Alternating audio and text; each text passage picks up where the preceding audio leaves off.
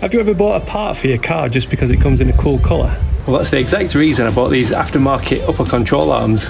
In a previous video you saw me install this Pedders Lift Kit, which looks really cool with its red springs and struts. But the first thing you see under the wheel arch is these ugly OEM upper control arms. But these nice red ones are going to finish it off nicely. I guess I don't actually need them with the exception of the looks, because I've only got just under a 2-inch lift. They're only really required for 3-inch and above, just to sort the geometry out and to provide a little bit extra clearance. But it's a relatively easy install. It's just this one ball joint, then this one long bolt that goes through there. Let's get on with it. By the way, those upper control arms weren't the only thing that arrived today. Check out these rather large boxes, which contain front and rear bumpers. I expect to see a video of me installing them soon.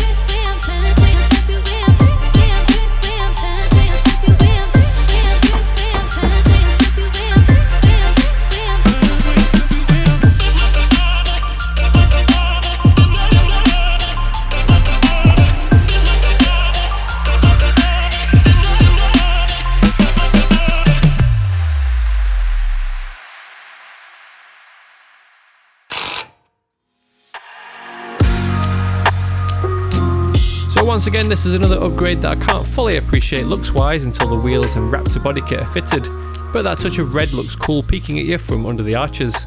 Performance wise, with the exception of having a brand new and probably slightly uprated ball joint, there's no real benefit to forking out for these.